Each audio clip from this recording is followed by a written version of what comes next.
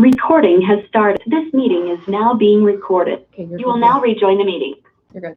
Okay, Ann, you're good to go. Thank you. Good afternoon, everyone. Welcome to the meeting today. We have a very full agenda, and so I'm going to go ahead and suggest that we go right ahead with the order of our items on the agenda. And the first item is the approval of the minutes of June 16th. Is there a motion? I'll motion, Joe. Moved by Troy and seconded by Joe. Any additions or corrections? All those in favor say aye. Aye. Opposed? Greg Genovese. Motion carries. Okay, next item on the agenda is local labor monitoring report. Is Kevin Loki on the line? I am. How are you today? Good afternoon, Kevin. Go right ahead. All right, so this is our June report covering our visits between June 1st and June 30th of 2020. During this period, Loki Bureau made 59 monthly site visits. We made one follow-up visit during this period, checked for residency with 381 workers. Of those, we had one non-compliant. That was no proof of residence. As of June 30th, 2020, all monitored sites were in compliance. At the time of our inspection, and there was one new COMIDA sign that was delivered. That was to 150 LGD LLC. Okay, great. Thanks, Kevin. Any questions for Kevin? If not, we'll move on. Thanks, Kevin. The next item, thank you, you too. Next item is the local labor exemptions report by Brian LaFountain. Is Brian on? Yes, I am.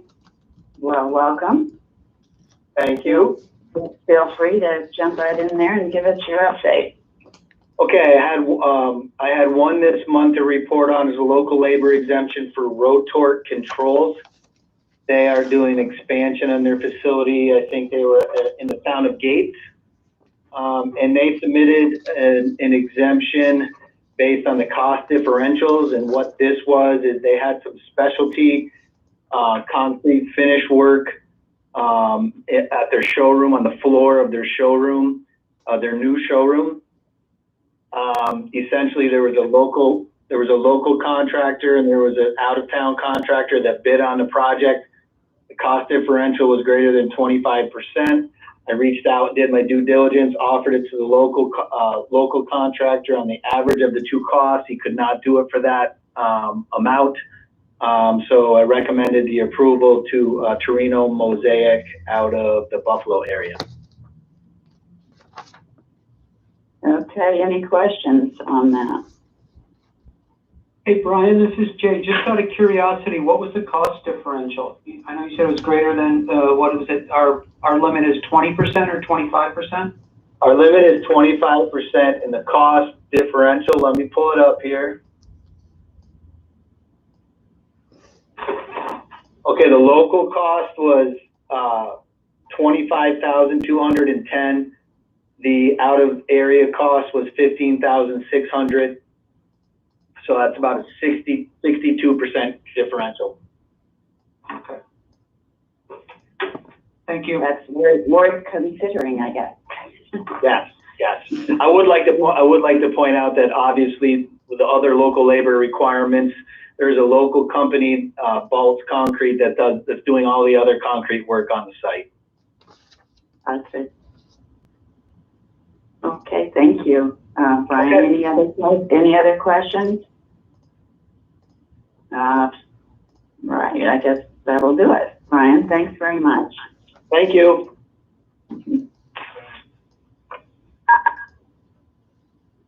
Greg, I believe I heard you on the line. Would you like to go ahead and review our financials for us for the month and year to date? Yeah, certainly. Thanks, Ann. Welcome. Good afternoon. So through halfway through our year, right, through 6 months, through June. June was a relatively quiet month, as you can see from the balances, our most significant asset. Our cash is down approximately $1 million from where it was at year end. And again, that's mainly due to the emergency loan program that has benefited Monroe County. So you'll see that as we go through the income and expenses. But again, focus on really our cash, which is our most significant asset or liability. All the other transactions with respect to payables and receivables are as expected, and no significant changes or anything out of the ordinary there. If you look at the bottom, is the summary of our revenue to our expenses, both a year to date through June, also compared to budget through June, and where it was through June of prior year. And as can be expected, you know, we anticipated a slowdown in our revenue through June to budget and to last year. You know, I think that's, again, two things kind of. I do think most of it, you know, timing, where I do think it's going to pick back up in the second half of the year. We got some bond deals going on, but again, I do think some of that's timing. Some of that may be COVID related, but I don't anticipate. I anticipate us getting back to close to where we had budgeted in terms of revenue once some of these deals get closed. You know, as we had talked about what we are doing and to manage that slowdown or that timing, as obviously we're managing expenses to the extent we can. Our expenses through the 6 months are about $678,000.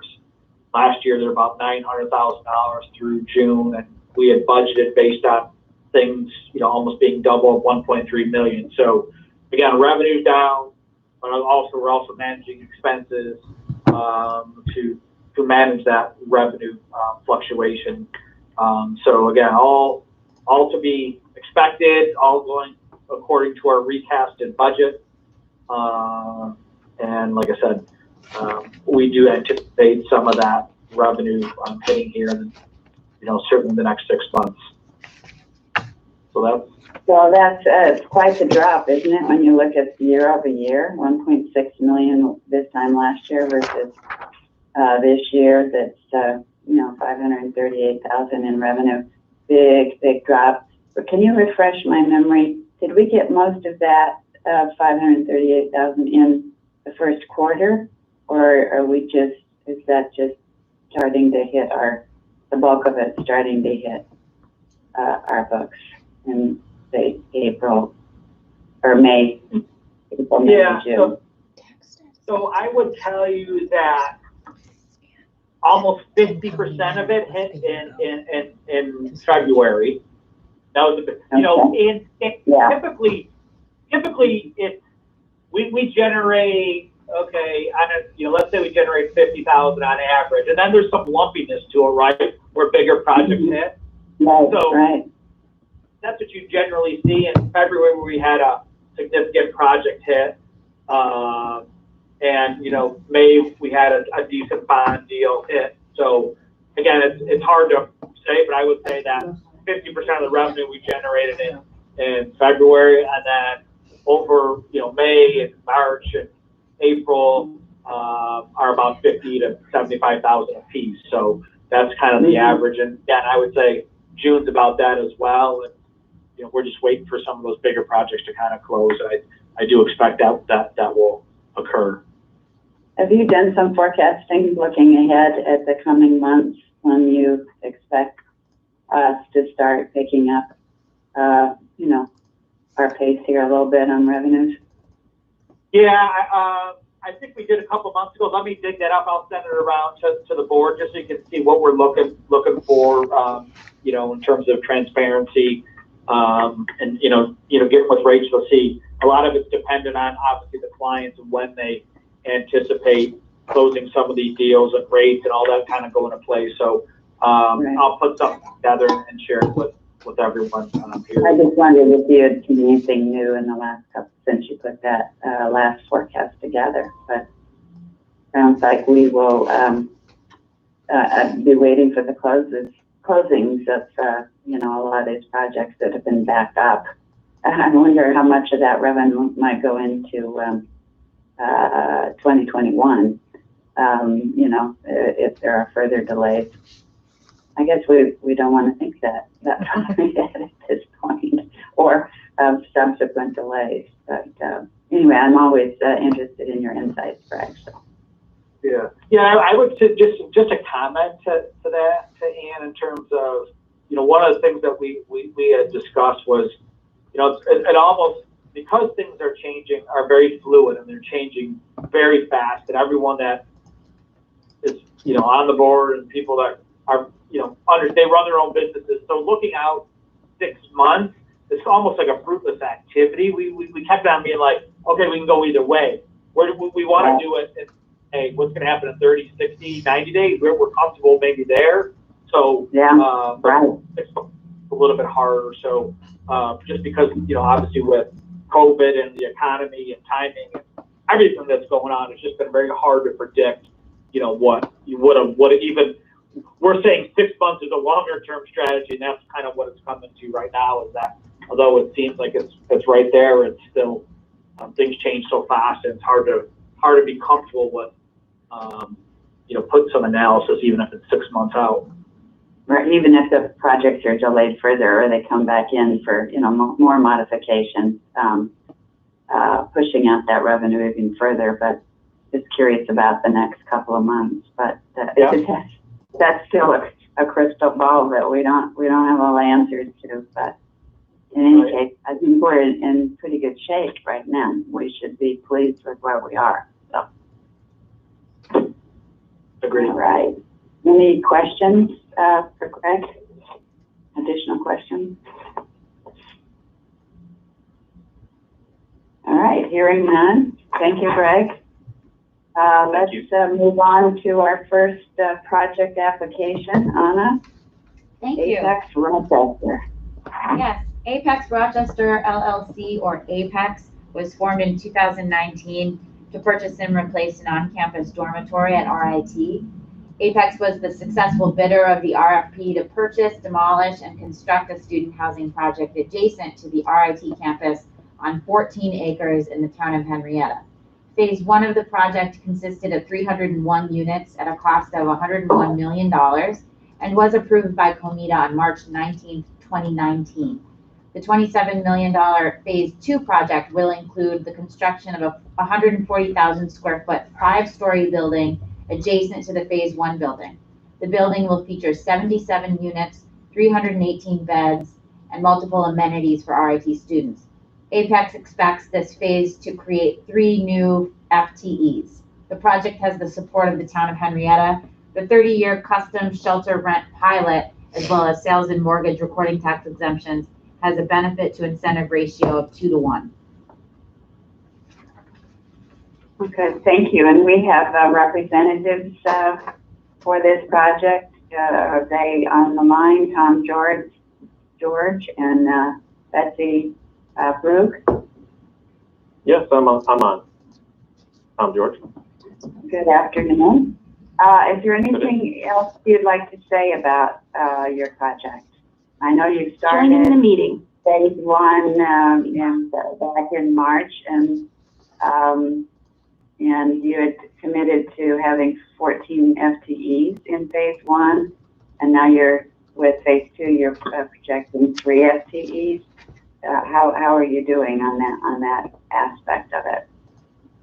So the project is currently under construction and on schedule for delivery of next August. So the commencement of fall 21 for the school.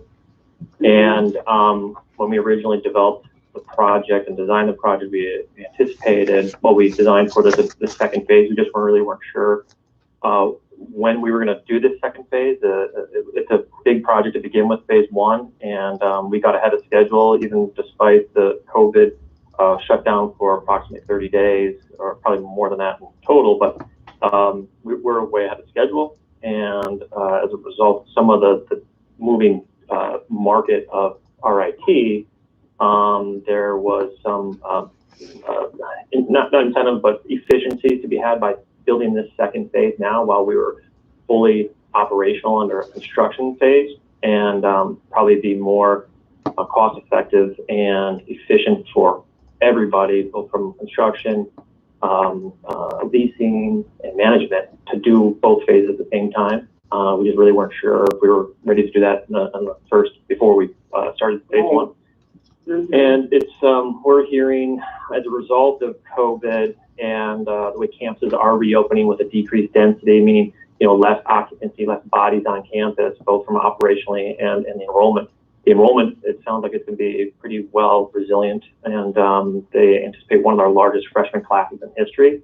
Right now, they've set the deposits for probably about 10% higher than their largest freshman class ever, which just pushes, which then coupled with their decrease of density on campus, they're only double occupying, the maximum is double occupancy, so they're pushing another approximately 500 students out into the off-campus market, and that's really what we were designed for, was to create the maximum density at a location, proximate to campus. And so in some conversations with the university, they greatly supported us, pulling the trigger on the second phase sooner than later to accommodate when that freshman class, this incoming year's freshman class is now pushed out into the off-market, or upperclassmen are, that we now have enough beds off campus to accommodate them in close proximity, because we're doing these projects, in response to the demand and growth of the RIT campus, and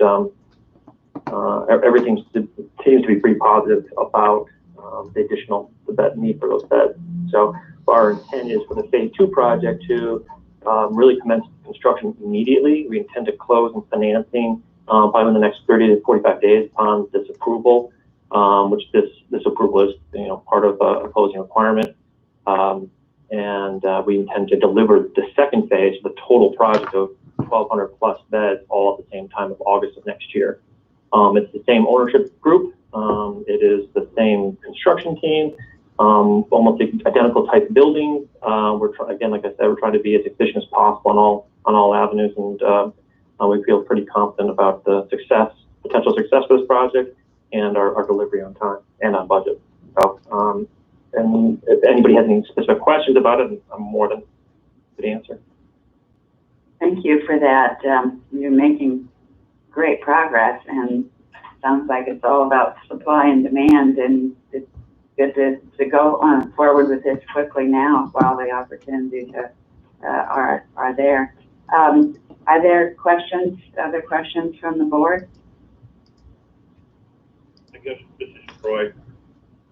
I do have a question that, do you foresee with COVID-19 a potential of increase of cost when Albany or Washington attaches new requirements for quality of air and occupancy? I know as these are individual units in the air handling world, they're individual air handlers to these units, and I'm not sure if, number one, are they sized up to handle a bigger filtration system? I guess my question is, do you foresee in phase two an increase in the project to match COVID-19 requirements going forward? We haven't seen anything that's been presented in response or requirements in response. What we already do in advance of COVID, what we always have done as student housing operators, is that we do an individual type of design on the unit. So the unit is, whether it's a 5-bedroom, 2, 3, 4, 5-bedroom unit, every resident, every student has their own living space, which means that they have their own bedroom, lock and key, separate from everybody else, and they have their own bathroom within that lock and key bedroom. So you really can be isolated and quarantined. That kind of came up a little bit in the conversation of how are we going to adapt. Well, the design of these buildings are already sort of set up that way. Nationally, a lot of the operators were shutting down some of their shared amenity spaces, but the occupancy stayed pretty high throughout COVID because the buildings of purpose-built student housing like these are kind of already set up for that, and yet they all have individual heating cooling systems. So each unit is an isolated air filtration system within it. That to your question, that we haven't seen anything that would come down that's going to be an enhanced filtration I mean, they're brand new products, so, you know, we are using the most recent, newest, up-to-date handling systems, mechanical HVAC systems, and not we're having to do any type of retrofit. So, sorry for the long-winded answer, but no, we don't foresee anything coming down from the state or Washington that's going to impact cost or you know how we operate. Thank you. Okay, thank you for that. Other questions? Yeah, Joe, this doesn't really relate to your project, but do you know what RIT is going to be doing to the abandoned dormitories? Well, nothing's going to be abandoned. What they're doing is what the term is de-densifying. So they had, you know, what was designated for a two-person apartment. Sometimes they had 4 kids living in it or 3 kids living in it, even though it wasn't necessarily designed for that. What they're doing is going down to de-densifying by not taking necessarily units offline, but reducing the amount of residents they put in a specific unit, and the maximum is going to be double. I think they released what they're calling their return to campus playbook, and it is a maximum of 2 persons per unit. So that means, you know, what was a unit that has 4 kids last year is only 2 kids this year, and essentially that will eventually flow off campus. Those 2 kids who aren't guaranteed a place to live on campus will now be off campus. And our preliminary estimate is about 300 to 400 of those students will be coming off campus. So, you know, our second phase project, you know, if you're just looking at the numbers, will be, you know, should in theory be absorbed next year because there's just that many more kids off campus. And we're technically an off-campus property. Yeah, thank you. Yep. Are there other questions? Okay. Rachel, I believe we had a public hearing on this project on July 9th. Were there any comments? There were no public comments. All right, thank you. And Tom, are you aware of our local labor policy? We are. Do you anticipate any local labor exemptions at this time?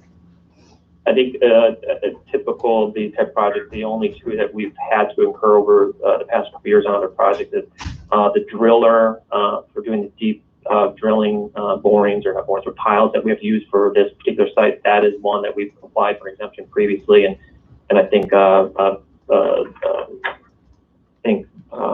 Kevin, you know, has probably good documentation on that. That's somebody that's not available within the 8-county region. I think they come out of Syracuse or Buffalo, whoever that subcontractor is. So previously we've applied for that exemption, which we received. And then the second one was for chipcrete, which is like a cement flooring process that nobody here locally does. It's very unique as well to the drilling and pile driver. So those are the only 2 that we are aware of that we've done in previous projects. And for this phase 2, you do become aware of further exemptions. Are you aware that those exemptions need to be requested 45 days in advance? Yes, we do. Okay, great. All right. Moving forward, the seeker process is complete, and I'll now ask Anna to proceed with reading the resolution. A regular meeting of the County of Monroe Industrial Development Agency was held at the agency's offices at 50 West Main Street, Suite 1150, Rochester, New York 14614 on July 21, 2020. In accordance. I make a motion to waive readings of this resolution and the remaining resolutions. Thank you, Jay. Is there a second to that? I second it. Okay. Thank you, Jay. A couple of them. Any additional comments, questions on waiving the reading of this resolution and subsequent resolution on the agenda today? Hearing none, all those in favor say aye. Aye. Aye. Opposed? Motion carried. Okay, I'll now ask for a motion for inducement and final resolution approving the shelter rent real property tax abatement, mortgage recording tax, and sales tax exemption. Is there a motion? Royal motion. Troy? Is there a second? And a second by Jay. Any other comments? Those in favor say aye. Aye. Opposed? Motion carries. Actually, Joining the meeting. Rachel, do I go back and do the roll call? It's your preference, and we don't need Joining to the roll meeting. call vote unless you want to. Jonathan Amoya from Aurora Machine. I'm pretty clear that it was unanimous, so, all right. Okay, thank you, and good luck to you, Tom, and sounds like you've got some real wind behind you on this project, and we wish you luck. Yeah, thank you. I appreciate everyone's continued support on these projects with us, and they've been successful. And I also extend the invitation for anybody on the board or with COMIDA who wants to come out and visit the project that's currently under construction. You can see, the whole life cycle of one of these projects. So have Rachel or and Bonnie come out and reach out to me. It'd be great. Great. Thank you, John. Thanks, everyone. Thanks. Right. Thank you. Okay, our next applicant is Alchemy Machine or Aurora Machine. And Anna, you want to give us the summary on that? Yes. Alchemy Machine LLC is proposing to purchase and renovate a 130,000 square foot building in the town of Henrietta. Alchemy Machine business operations consist of sheet metal fabrication, precision welding, precision machining, powder coating, and assembly. The $5,250,000 project will impact 32 FTEs and is projected to create 27 new FTEs over the next 3 years. The applicant is seeking approval of a sales tax exemption only. The benefit incentive ratio is 507 to 1. Okay, thank you. Do we have Jonathan Amoya on the phone as a representative on this project? Yes, I'm here. Thank you. Good morning. Good afternoon, excuse me. Good afternoon. Do you have anything you'd like to add beyond what Anna has just presented? Any additional information? No, I think there are some investments going into the project that we can detail. You've been great supporters of us throughout the years, county especially, and there was a talk at some point of a $140,000 loan of some sort. I don't know if that is connected to this project right now, or if that's something that we're talking about in the future. But we can focus on the sales tax today if that's what's on the docket. And that is what we're looking at today. Are there questions? Are there questions from our board on this project? There's additional information on the ownership on page 88 that shows Jonathan and Jordan as the two respective owners. And on pages 94 and 95, there is additional information on the employment number, full-time, part-time, and then the potential wages for those on pages 95. Any questions?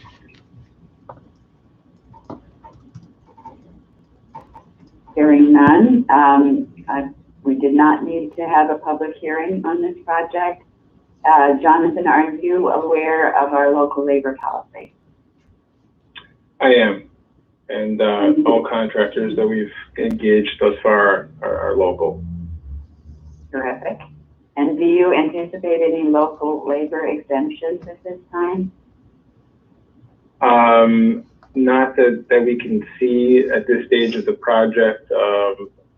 everyone that we sort of need, the different sort of capabilities that we need have all been sourced locally, and we found the local companies to be, priced appropriately and be capable to do the work.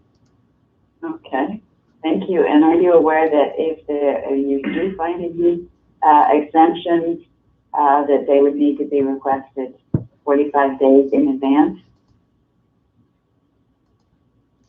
Yes, we are aware. Okay, great, thank you. The seeker process on this is complete. We have waived the reading of the resolution because we've all received copies of that in our books, board books. So I will now open it up for any other questions before we ask for the motion. Hearing none, I will ask for a motion for inducement and final resolution approving the sales tax exemption. Is there a motion? So move. Is that Joe? Rhett. Rhett. Oh, I did that again. Sorry. Is there a second?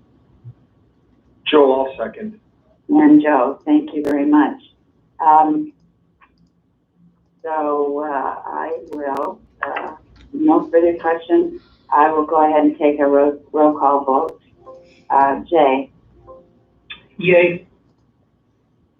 Tony? Yay. Lisa? Yay. Troy? Yay. Joe? Yay. And Brett? Yay. And Ann is a yay, so the motion carries. Congratulations and good luck with your project. Thanks for Thank you very much. standing in Monroe County. Thank you very much. We're grateful.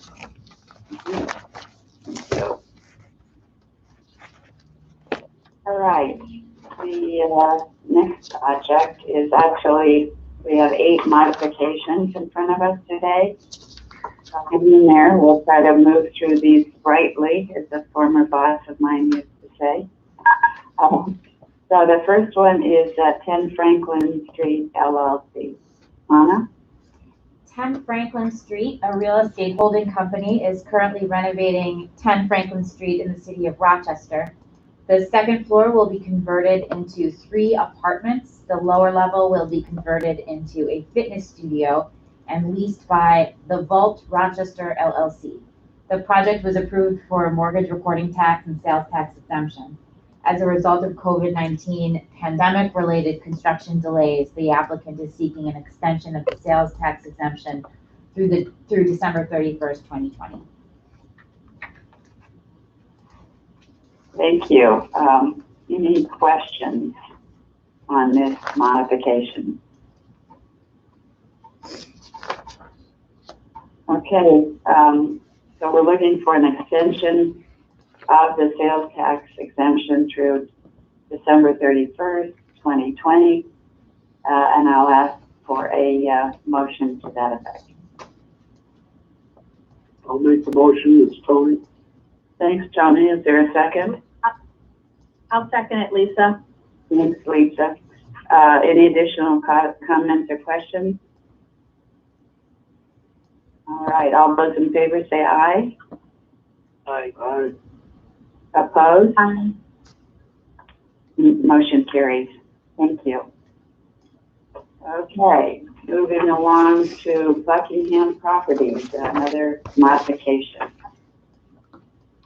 Anna? Yeah. One moment. I moved too far ahead in my agenda here. 105. Oh, thank you. Buckingham Properties LLC, a commercial real estate and development company, is modernizing and renovating an existing commercial building located at 460 Buffalo Road in the city of Rochester for the tenant American Aerogel Corporation. The project was approved for mortgage reporting tax and sales tax exemptions and the Jobs Plus property tax abatement. As a result of COVID-19 pandemic-related construction delays, The applicant is seeking an extension of the sales tax exemption through December 31st, 2020. Okay, any questions on this?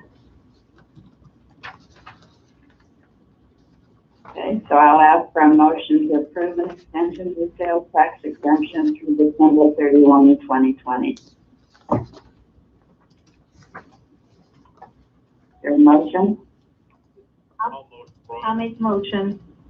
Okay, I think Troy got in there first, so Troy made the motion, and Lisa, is that a second? Yes. All right, any additional comments, questions? All those in favor say aye. Aye. Aye. Aye. Opposed? Opposed? Motion carries. Thank you. Next project modification is 150 LGD LLC. Anna? 150 LGD LLC, a real estate holding company, is renovating the former high-tech Rochester building in the town of Henrietta for D3 Engineering LLC, a related entity. The project was approved for sales tax exemptions. As a result of COVID-19 pandemic-related construction delays, the applicant is seeking an extension of the sales tax exemption through December 31st, 2020. Okay. Any questions on this item?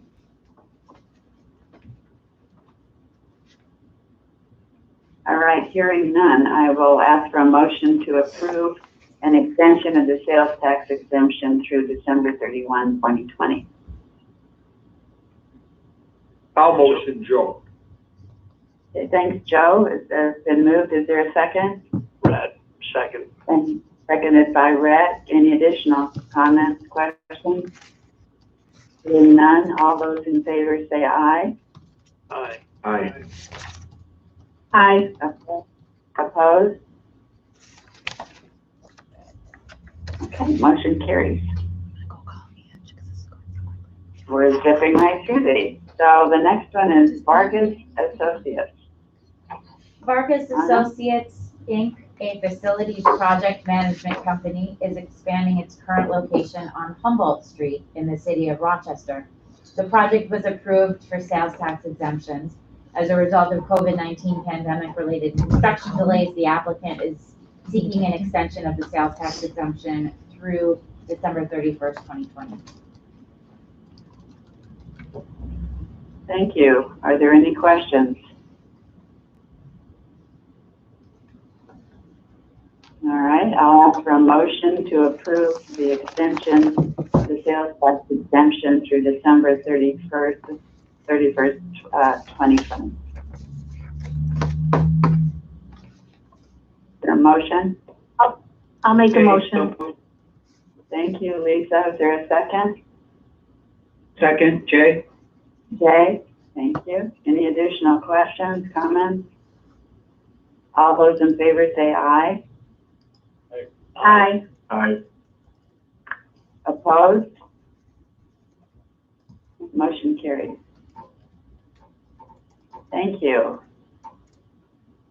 Next modification is Appalachia 2 LLC. Anna? Appalachia 2 Joining the LLC meeting. is constructing an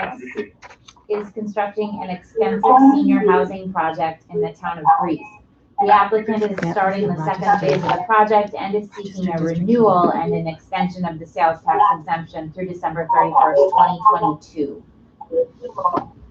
There's a lot of feedback on the phone. Is someone just joining or is there? Okay, that's good, I think. So, Anna, you want to start over on that one? Certainly, sorry about that. Appalachia 2 LLC is constructing an extensive senior housing project in the town of Greece. The applicant is starting the second phase of the project and is seeking a renewal and an extension of the sales tax exemption through December 31st, 2022.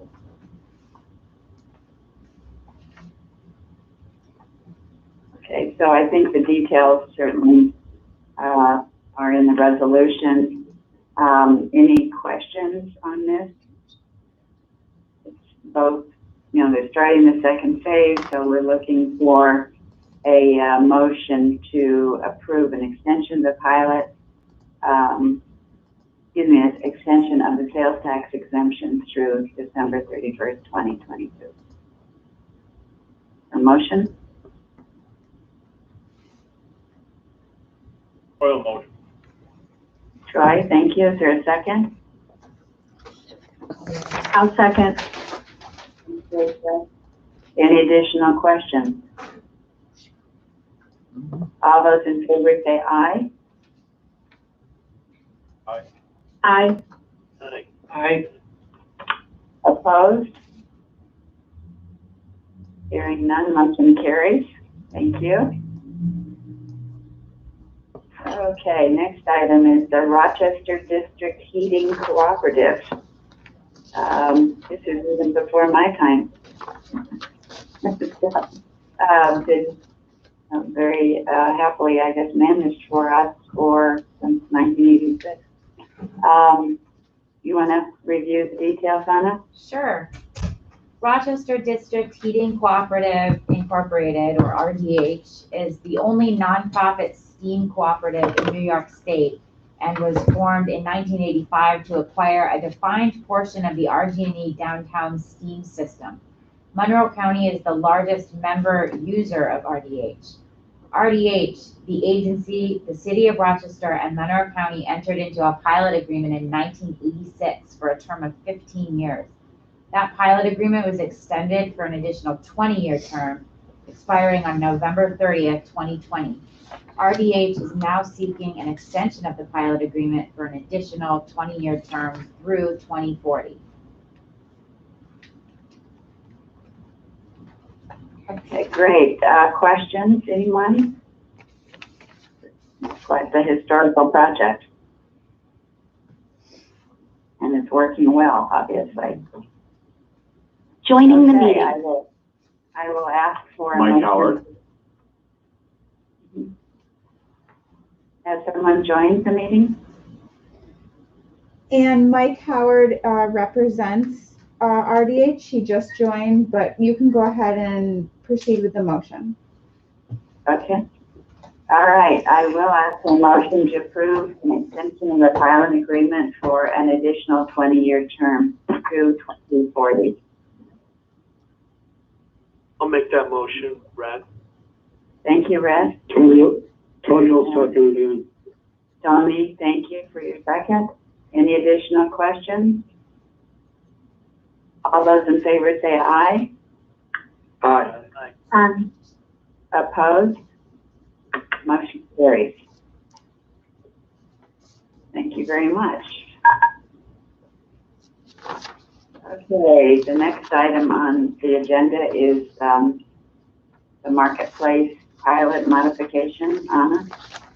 In furtherance of efforts to transform the Marketplace Mall, the Marketplace has requested that the agency amend the pilot agreement payment schedule with respect to 2021 Town of Henrietta and Monroe County tax years and the 2020-2021 Rush Henrietta Central School District tax year for the main mall parcel and the Macy's parcel pilot payments only. The town and school district have each granted their respective support for the agency and the marketplace to amend and modify the terms of the pilot agreement as it relates to the main mall parcel and the Macy's parcel.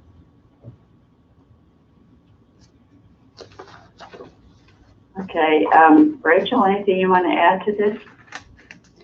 Sure. As you know, we have been a partner with the town and the marketplace in transforming that mall in many regards. And this is a continuation of those efforts with the balance of the mall that remains an active retail location. And each year we come to the table with the town and the school and arrive at a pilot payment that better fits the assessment of the mall. It is a fixed pilot payment, and the assessed value would drive a lower payment. So the parties get together and meet in the middle in a place that makes everyone comfortable. And that is what is before you today. Okay, and the company and the U of R are, they anticipate a formal closing scheduled for August of 2020. That's correct. That portion has been removed from the pilot. So this pilot that we're discussing covers the balance of the mall without the U of R portion. We've already removed that. Okay, good. All right. Any questions from the board on this?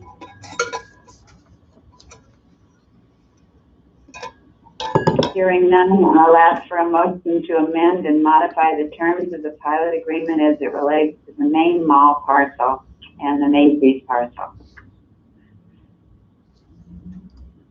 Is there a motion? Troy, thank you. Is there a second?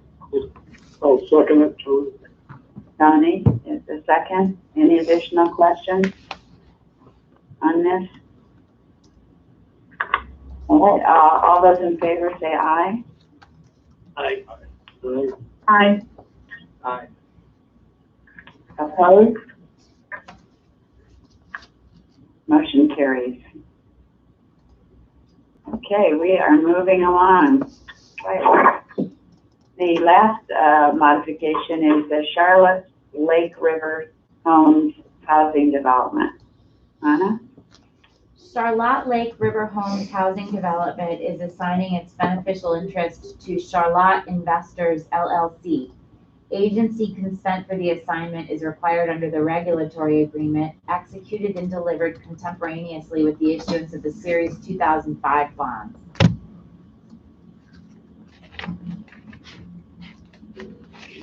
Okay, any questions on this? Hearing none, I'll ask for a motion to approve the transfer by Charlotte Harbor Town Homes Associates LP of its beneficial interest to Charlotte Investors LLC. The motion?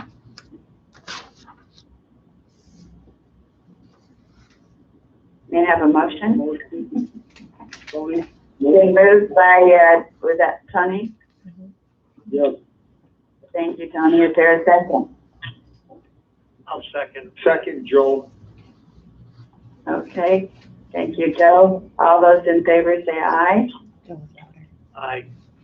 Aye. Aye. Opposed? Motion carries. All right, at this point, I'm going to turn it over to Anna, our Executive Director, for several discussion items. Anna? Thank you, Anne.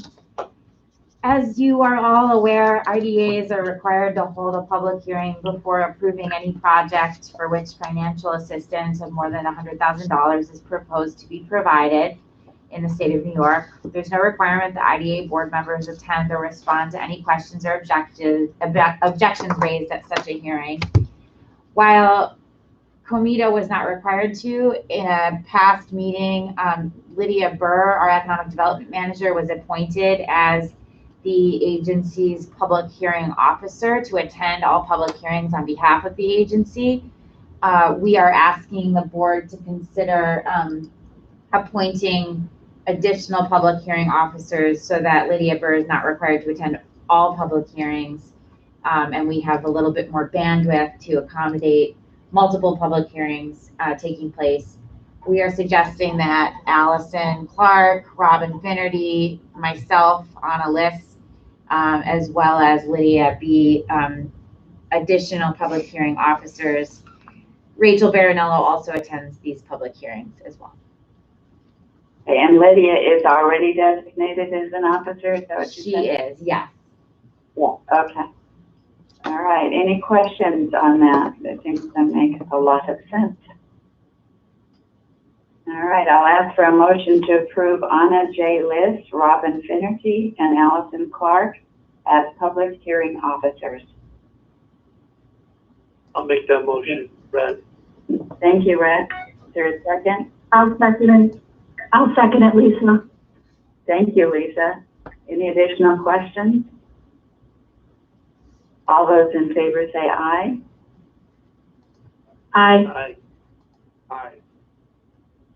Opposed? Motion carried.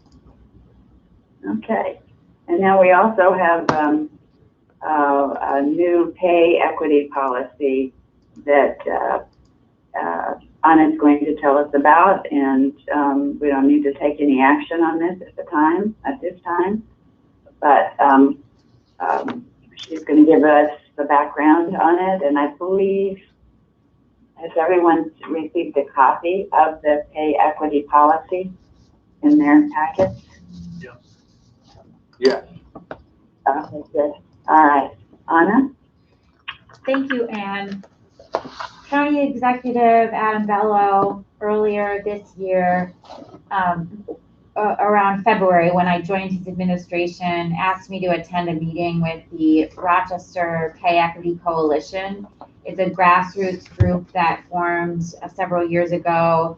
The group hosts public events and information sessions on Women's Pay Equity Day, which takes place in March of each year, and subsequent pay equity days that are in light of other races and so for instance, in August of each year is Black Women's Pay Equity Day. There's a Hispanic Pay Equity Day, etc. So during his campaign, Mr. Bello was approached by the coalition with an interest to adopt a county-wide pay equity policy that would require that any vendors wishing to do business with Monroe County would be mandated to certify compliance with the Equal Pay Act at the federal level and at the state level. And furthermore, adopting a policy at the COMIDA and MCIDC levels, mandating that any vendors seeking to do business, seeking economic development incentives through the IDA, the IDC, would also have to certify compliance. This policy is in place in Erie County. Erie County Executive Mark Poloncarz signed an executive order in 2014 mandating compliance with equal pay legislation for vendors seeking to do business with Erie County, and the Erie County IDA in 2015 passed such a policy mandating that incentive applicants must comply with all state and federal laws governing equal pay for women and men for the same job positions. Mr. Bello announced the week before last the establishment of an Office for Diversity and Inclusion, and he also is planning on hiring a Chief Diversity Officer and an Equal Employment Officer on the county side. It's our understanding at this time that were the IDA and the IDC to adopt this policy, the onus for auditing, so to speak, or monitoring compliance would fall on the county government under the purview of the Office of Diversity and Inclusion and that Equal Employment Officer position. The system that Erie County utilizes is described as a computer program which randomly chooses companies for review. Up to 10% of incentive recipients are subject to review each year in Erie County, with a maximum of 12 reviews annually. Once the recipient in Erie has undergone a pay equity review, it will be 7 years before a recipient is returned to the candidate pool for possible review selection. So we would be seeking to emulate that system. August 13th, 2020 is Black Women's Pay Equity Day in the United States, and the Rochester Pay Equity Coalition is planning to collaborate with Mr. Bello on an announcement. And it's my understanding at this time that Mr. Bello will be issuing an executive order and requesting that COMIDA and your sister board at MCIDC consider implementing a policy mirroring that which the Erie County IDA adopted in 2015. Erie was and is, to our knowledge, the only county in the state of New York that has such a policy in place, the only IDA in the state of New York that has such a policy in place. So Monroe County and COMIDA and MCIDC would effectively be the second in line. And with that, I welcome your questions. We did have this discussion earlier today with the governance committee. Thank you, Anna. Jay, do you want to elaborate at all? Sure. I don't really have much to add other than, as Anna mentioned, we discussed this in the governance committee and talked a little bit about the reasons for it. The governance committee, we did have a few questions, but there did not seem to be many objections to this. It seems like a worthy proposal, and also, you know, we have prided ourselves in the past as being in the forefront and a leader in what IDAs are doing, and being second to adopt this would be consistent with that. Great, thank you. Any questions from the board on the new proposed pay equity policy?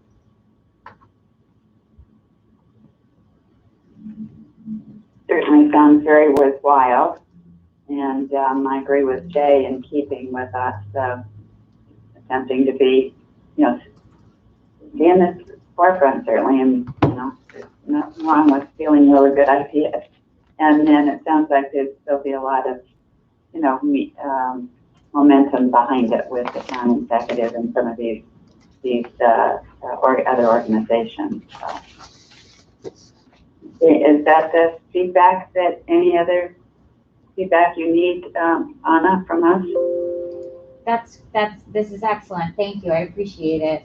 Again, it's a matter to discuss and vote to move on adoption of such a policy would take place at the earliest in September of this year, with a plan to put it into effect in 2021. Okay, great. Thank you very much.